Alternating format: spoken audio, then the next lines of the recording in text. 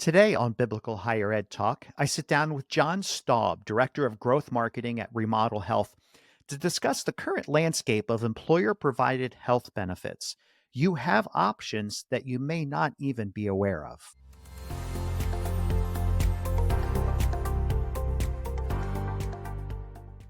Thank you for tuning in today. I'm your host, Philip Dearborn, President of ABHE. And we are honored to have with us today John Staub. He's the Director of Growth Marketing at Remodel Health. And I don't have to be the one to tell you this. You all know this, that it's getting more and more expensive to run a college or university today. And when you look at expense budgets, our annual budgets, the majority of our budgets typically head towards salaries and benefits. And if we were to look at the benefit side of it, I would say probably the most expensive element of our salary package is right around the area of health insurance, something that our employees expect as part of being full time at our institutions. Yet it is a very, very expensive thing. So I've invited John in to chat about the current landscape of health benefit options so that potentially you could make some more informed decisions. So welcome, John, and thank you for joining us. Thank you so much, Philip. I'm really grateful to be here with you today. Thanks for all that you do and your leadership and the ABHE community. Love you guys. Great. So we're going to jump into some very specific questions. And before we do that, want to know a little bit more about your context and your background. So do that by sharing with us something from your past, maybe in your personal life or your professional life, that God kind of used to propel you forward to where you are today. Yeah, thanks, Philip. My background is largely in ministry. I was a missionary in Brazil for quite a while, and I started my studies actually studying business on the Amazon online for my first college experience. Little did I know God would open up some doors for full time ministry for around a decade, and that He would also bring me back into business. And I love the way that I'm able to blend my ministry heart that I was really able to get over the time of being in full time ministry with my business brain. I love spreadsheets and strategies and learning new things all the time. Yeah, that's great. So how long were you in Brazil? I was there for 3 years with me and my family. We were doing a water filtration project for the river villages. And that's so cool that you've had that hands-on ministry experience because even though you're in the for-profit world today, or in the business context, you definitely have that as a background in a context of the organizations that you work with are ministry organizations. So you having been in that context, I think you bring a lot to the plate. And really have enjoyed getting to know you over the last several years, and that ministry heart definitely comes through. So we really do appreciate that. All right, so let's roll up our sleeves. Let's get into this health benefit conversation. Start us off. Give us a high level summary of the various eras of employee provided health insurance over the last couple of decades. A lot has changed over the last 50, 60 years. A lot has changed. And if you go back to the 1930s, that's really when employer sponsored group health plans became integrated into the American workforce. Prior to the 1930s, you had Ma and Pa Walton, just buying insurance plans themselves. But then, through a bunch of economic reasons, employers started also offering health benefits alongside their pay. It really worked well, gave them a competitive advantage. The government started making it tax free. And so, over the course of 100 years, health plans are not just something that you might get, but an expectation from American workers. Now, throughout all of these 100 years, a lot has changed. And, I'm looking forward to sharing some of the unique things that happen around higher ed and some things ahead. But the biggest picture is that American workers expect more than just pay. They need something for their health plans because healthcare is expensive. They want to mitigate that risk. And it's really important based on where they're going to pick to Mhm. stay employed. Yeah, yeah. And it's been interesting to watch too, that expectations of employees coming to our institutions, people coming to our institutions, and there's obviously an expectation for salary and retirement. And I know sitting around leadership tables, sometimes it's difficult because employees don't always see the full picture of the value of what they're getting, and it's tough because people have an expectation when they show up at our colleges and universities that, look, if I'm going to be full time, you're going to take care of me with retirement and health insurance as well.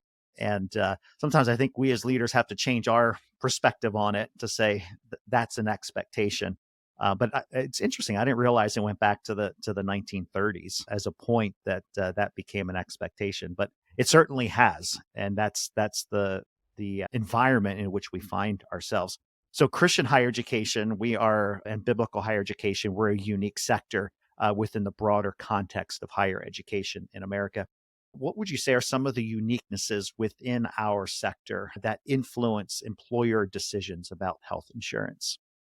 One of the factors that I would say is a standout for higher ed, and particularly Christian higher ed, is that the contribution by the institutions has not been able to keep up pace with the offering. What this means is that employees are oftentimes having to pay a little bit more proportionally than they would have in the past. And there are a lot of reasons behind this. It's very expensive. You know, tuition and costs and everything for higher ed that, you have to figure out a way to manage those costs somehow. So it is a standout. I would say higher ed is struggling the most with keeping up with those standard ratios. But then the reason is oftentimes higher ed is giving the very best plans out there.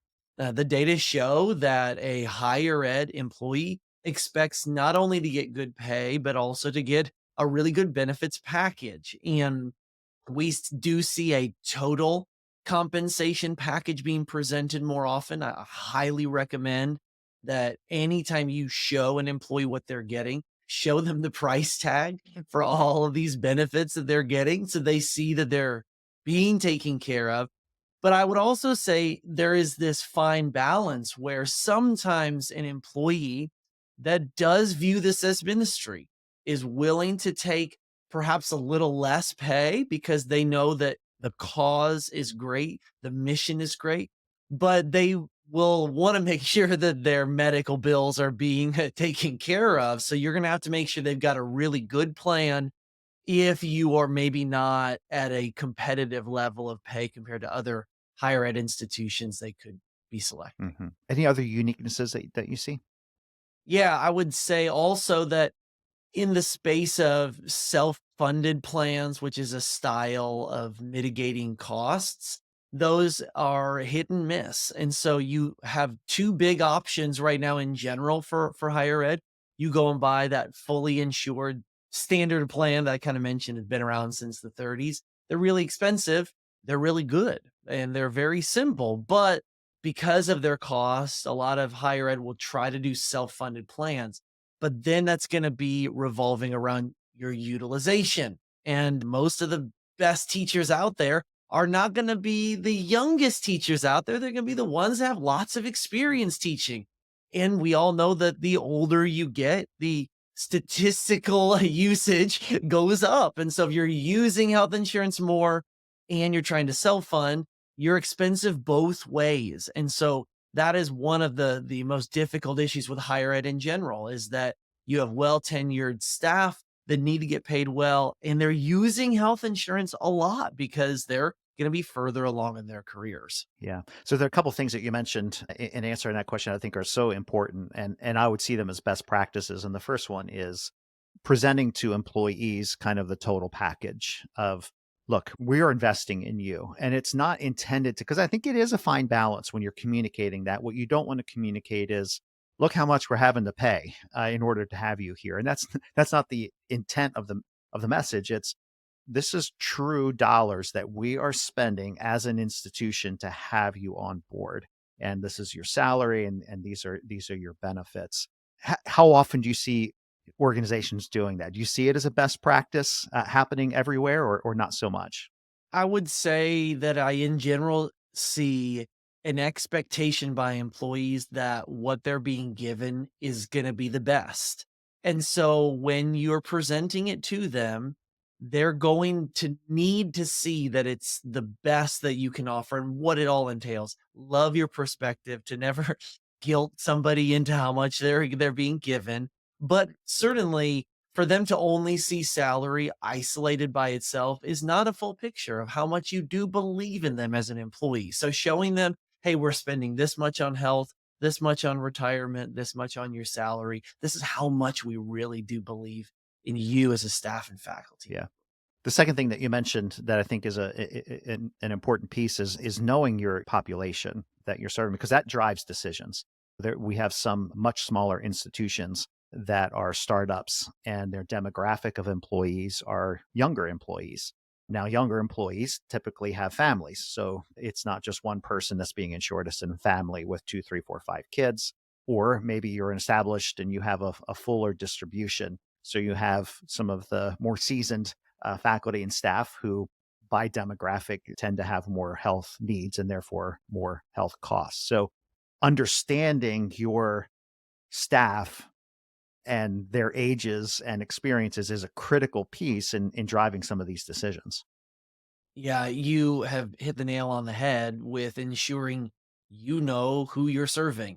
And then I would also say alongside that, what is the vision and the strategy and balancing between caring really well for people, but then also understanding not everyone has the same needs. And so, do you go to the lowest common denominator, the highest common, like, how do you balance that? And that really comes down to leadership decision and really good, strong communication with everybody along the way. I believe that as you share the situation with your employees and say, hey, here are our costs, here's our strategies, and we want you to also have ownership in this process, the more honesty and communication that leadership has with those of whom they're leading, I've just found you can't go wrong including people in that journey. hmm in traditional packages that you've seen, even the self-funded ones, what's the range that you see of employer employee, or I should say employee contribution towards premiums? Is it all over the place, or is there a pretty tight gradient there? Yeah, that's a great question. It's all over the place. And so I don't want anyone to feel badly about what they can or cannot do right now because you can only do what you can do with your budget, where you're at with the prices in front of you. I would say it is important to always do a little bit more because with inflation and the cost of healthcare and everything along the way, employees will expect you to do your best. And that best will need to be a little bit more each year. And so don't skimp unless you have some sort of very negative situation. But this is going to be one of the best ways that your people will stay protected. And they indeed are going to be able to not have to worry about, you mentioned families of a mama taking her kiddo to a pediatrician, or then some of your more tenured staff of them having regular chronic issues that they know I can go to my doctor and I'm going to get a good price. Those factors dynamically impact the productivity and success of your mission Yeah. within your school. Yeah. I think one of the key pieces, and you just hit it right there in talking about healthcare providers, we don't view it as consumers. If we're shopping for, I don't know, a piece of furniture or a mattress or something for our home or a lawnmower or a car or whatever, we do comparison shopping, right? So if we know that we can get the same product and this store over here is running a 20% discount, well, I don't care the store. I want that product. So I'm going to shop and figure out, where I can get it the cheapest, right? When it comes to health insurance, and I have fallen into this trap too, where you visit the doctor and the doctor says, hey, we want to do some blood work and we got to do this test or we got to do this MRI, and we just walk out of the office and somebody's there to take the appointment and we set it up. We don't even think about who's providing that service. And it's a mentality shift that we have to teach our employers, that they're the employers and employees, that they are consumers, that you can actually get that blood drawn or you can get that test done at any number of different places, and one place may be significantly cheaper than another place. But we go to the doctor. Maybe it's a panic mode, right? If we go to the doctor and they want to do tests, well, just schedule it, get it done. But you have choices along the way as to where that can be done. Are you seeing employer and employee IQs increasing over these years, and seeing themselves as consumers, knowing what the costs actually are and the fact that they can shop around? Yeah, I've never seen a better moment in American history where we're being smart with how we shop for healthcare, which sounds so funny that when you're talking about healthcare and shopping and getting quotes, that is not something we've done yet. But I believe that the American consumer is one of the smartest out there. We love to drive down the prices of the things that we love. And I'm grateful for not only the mentality of Americans that are going to get their healthcare, but also there's some laws that have changed, and there are greater transparency requirements of all providers. For example, you are allowed to request a good faith estimate from anyone out there for a particular procedure. What's great is in the same way that if you're going to go remodel your kitchen, you can go get 3 quotes from 3 different people, and you're gonna pick the one that's best. It's not always the one that's cheapest, but you get to see what do I get and how much am I paying. Those laws are in place right now for Americans, and so not only are we wanting to shop more because we know it's expensive, we have the tools and the laws behind us to really empower the American consumer to say, "Hey, I'm not gonna necessarily go for the first option, I'm gonna go for the best one." Yeah, yeah. So go a little bit deeper with that. What are some of the more recent developments, federal legislation, state legislation, litigation that we need to be aware of when considering providing health insurance? Yeah, there's always something changing when it comes to laws and regulations and everything in between. We've seen some really great developments when it comes to the flexibility of families making their own decisions for their plans. And specifically, there was a regulatory change called the Family Glitch Fix. And there was a lot of commentary around this gap in the Affordable Care Act. And they weren't sure if this regulatory change would ruffle feathers across the aisle in Washington, D.C. And indeed, most people actually think that it's a great regulatory change. Basically, the idea is if you have a higher ed institution, they're doing their very best for the employee, but they can't do a lot for the family. There's now more options for the family out through individual plans on the exchange and those sorts of things. Really grateful for that regulatory change. It's going to help a lot of families, not all of them, but a lot. And again, the law that I was just referencing regarding transparency, it's actually called the No Surprises Act.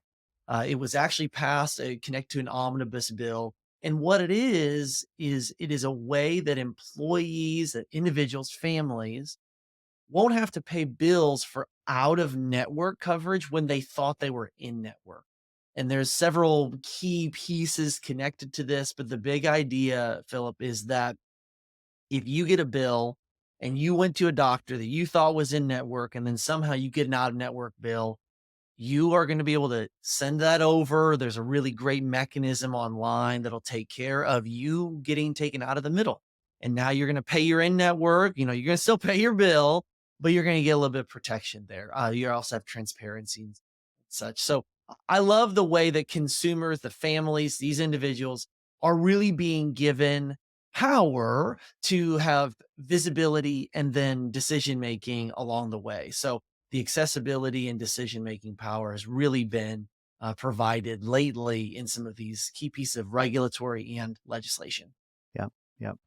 What would you say are top three issues institutions need to consider when they are making decisions about health insurance? And typically, it's an annual process that institutions go through. So, as you've seen higher education, what are the top three issues that they need to consider in making those decisions? Yeah, the first one is going to be simply helping employees beyond just the premium. Yeah, if an institution is simply providing the plan, first, I'm very grateful that you are. It's very expensive and hard to do.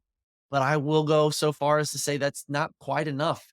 If we look at national medical debt inside the United States right now, it's nearly doubled since 2016. And the number one cause of bankruptcy is still medical bills. And the reasons behind it is manifold, but we still need to do something as leaders of these employees. So give a premium, support, 50-50 or 80-20, whatever that split is for the premium, but then also do something for reimbursing medical bills. There's several mechanisms you can do that, but go beyond the plan and start helping with the actual medical bills. So that's the top thing that I would recommend. The next thing is try to not just pick the middle plan. And very, very often you sit down every year, you got your renewal and you see the cheapest one and you don't necessarily want the cheapest plan, but then you look at the most and you maybe can't afford that and you pick the middle one. I would encourage people to try to strategize a bit more specifically and wisely.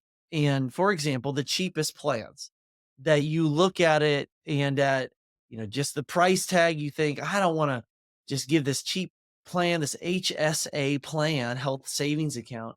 But what people don't realize is often if you go with the cheapest plan and you give those medical bill reimbursements in dollars, you can end up helping the net risk for somebody much better.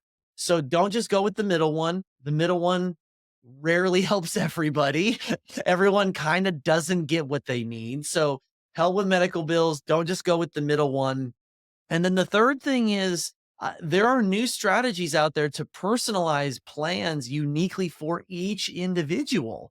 So instead of just picking one plan for everybody, there's actually newer strategies where you can give money to your team and then they can go get their own plans that match them a lot better. It's very similar to a 401k style of a benefit. We're all familiar with that style now.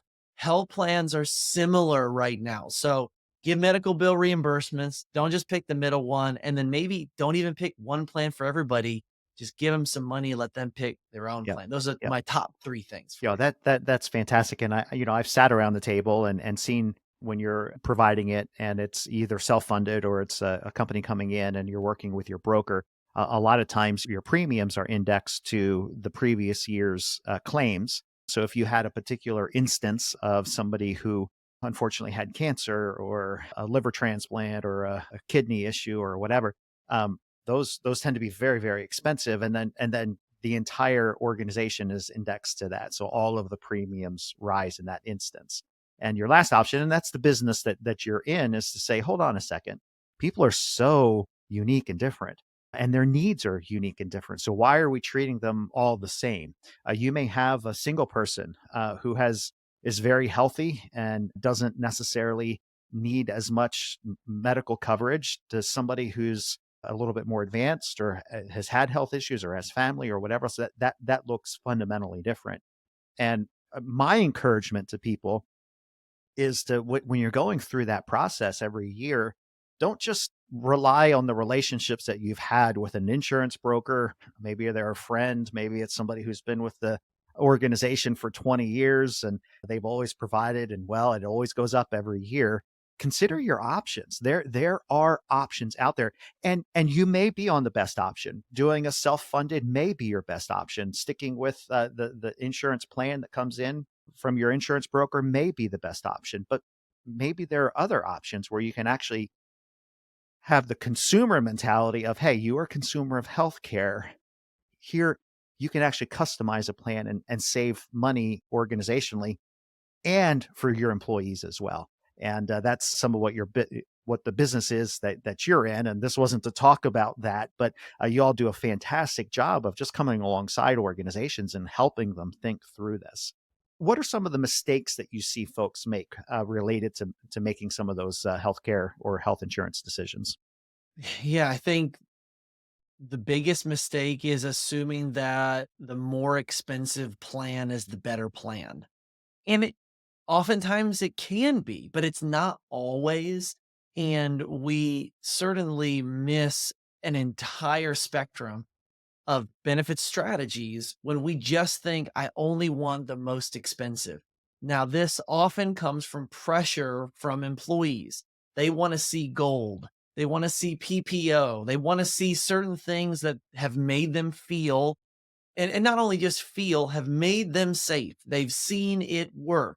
And it's very scary to have anything change.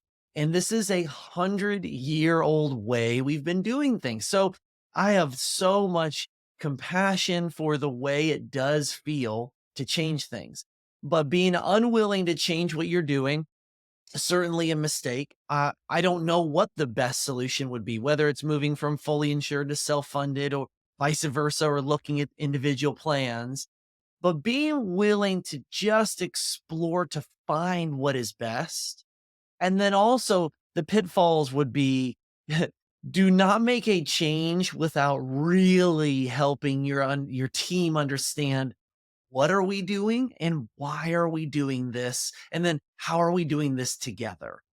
Anytime you make a change in a silo and you send an email out and you don't have relationships and communication, I don't care if it's health benefits or anything in your organization, that's going to fail, especially with health benefits. So be willing to change. At least be willing to explore some things. Don't always just assume that because it's the most expensive, it's the best.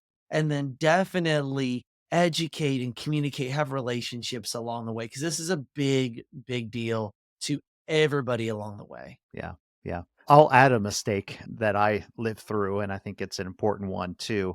And it's just a little nugget of a lot of times your renewal cycles for insurance, whether it's fully insured or self-funded or options, aligns with whenever you're giving employee raises. So from a communication, you said talking and communicating. The best thing you can do is actually separate those things, because what happens, especially if premiums are going up, you're communicating on one hand, hey, we're giving you a 2 or 3% raise. Oh, and by the way, your health insurance premium just went up too. So whatever that raise was from a dollar amount is taken away with the premium. And whatever you can do to divorce those two things, because they're not related. We want to give employees increases in salary, but try to divorce that from any sort of annual cycle for insurance where premiums or something may go up as far as a cost is concerned. That's free advice from me. So we're coming to the end here. We've got 2 minutes left. This has been a great conversation. A crystal ball moment. What does the future of employer provided health benefits look like? Where, from your perspective, do you see it going?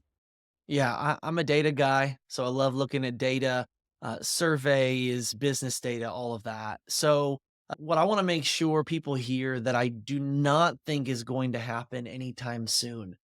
We're in an election year, so you're going to hear a lot about Medicare, and then along that line, is Medicare for all going to happen? Perhaps someday, but the data does not show a good appetite for that. So I do not think that that's on the radar anytime soon. What I do think is on the radar, based on carriers, like insurance companies, and then vendors that are offering all these options, is the 401k of health benefits. I kind of mentioned, back in the 80s, everyone had a pension plan, and they still exist in certain contexts for certain groups. Pensions can work great. But this other option of 401ks came on the scene, took the retirement benefit scene by storm. And now employers fully understand that they just give their employees some money, their employees sit down with an advisor, they invest those 401k dollars. That same thing has been happening over the past 10 years here in the United States with health benefits and really has hit critical mass in the market. You're seeing more insurance companies, more technology companies, and then more employers now than ever are using this. The reason why this is helpful is because it's empowering employees to be able to use the money from their employer, from these higher ed institutions, and that money goes further and better for them personally. And I'm really excited about it. I definitely see that in this kind of crystal ball moment. Hmm. Great. Well, John, thank you so much for joining us. Thank you for sharing your wisdom and your experiences. Yeah, thanks so much. Grateful to be here. Absolutely. And if you'd like to reach out and connect with John, in the show descriptions, I do have his email address there, as well as a link to Remodel Health. Yeah, if you want to at least kick the tires of another option, another way that you can meet the needs of your employees' health care benefits. So until next time, stay kingdom focused.